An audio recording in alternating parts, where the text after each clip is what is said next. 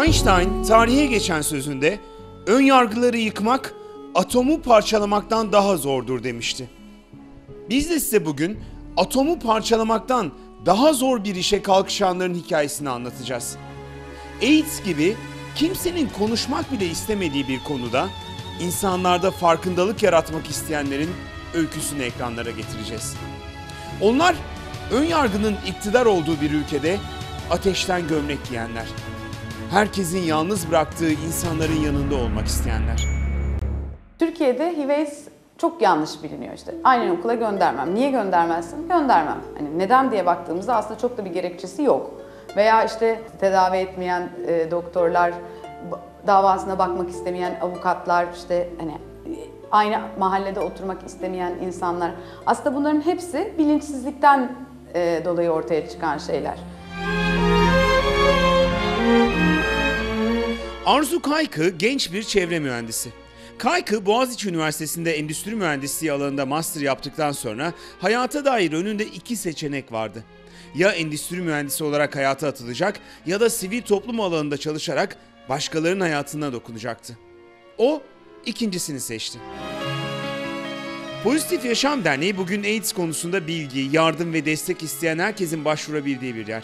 HIV pozitifli hastalara nasıl bir tedavi süreci izlemeleri gerektiğini anlatırken üniversitelerden şirketlere kadar da bu konuda bilgilendirme toplantıları yapıyor. Ancak derneğin en önemli çalışma alanını Pozitif Yaşam Merkezi oluşturuyor. Ve bizim derneğin amacı ve hedef kitlesi de HIV pozitif kişiler olduğundan dolayı ilk önce onlara destek olmak amacıyla bir destek merkeziyle çalışmalarımıza başladık. 2006 yılında faaliyete geçti buradaki destek merkezi ve bugüne kadar 530'un üzerinde HIV pozitif kişiye destek olduk. İşte psikolojik destek, hukuki destek, tıbbi destek, beslenme desteği, ilaca erişim, sosyal güvenceye erişim konusundaki danışmanlıklar. Türkiye'de HIV/AIDS ile ilgili çalışmalarda hangi alanlarda yani savunuculuk yapıyoruz diyoruz ama ne yapmamız lazım? Bu konuda da aslında hani bu her bir kişiye ulaşırken de vaka vaka sorunları görmeye başladık. Hastanede sorun yaşanıyor, işte diş tedavisinde sorun yaşanıyor.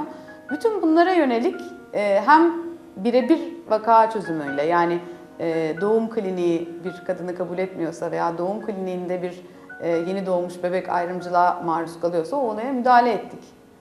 O olaya müdahale edince aslında zaman içerisinde ondan sonra gelen bebekler veya ondan sonra gelen annelerin aynı şeyi yaşamamasını sağlamış oluyoruz bir vakayı çözerken.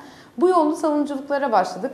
Bir yandan bunları yaparken bunlara paralel projeler de geliştirdik. İşte üniversitelerde, tıp öğrencilerine, avukatlık öğrencilerine seminerler verdik, HIV/AIDS'i anlattık, davranış değişikliği geliştirmeye yönelik çalışmalar yaptık.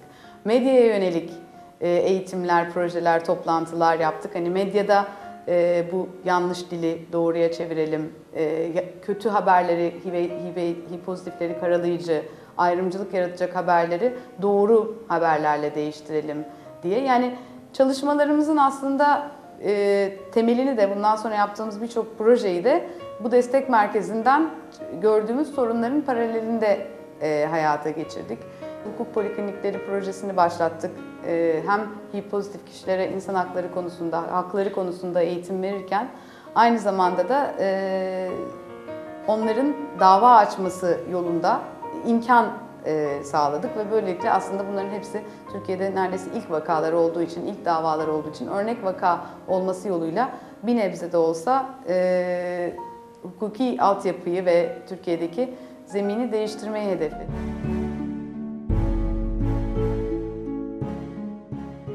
Arzu Kaykı, kimsenin üzerinde konuşmak istemediği mayınlı bir araziyi kendisine çalışma alanı olarak seçti. AIDS'li hastalar için Don Kişotvari bir mücadeleye soyundu.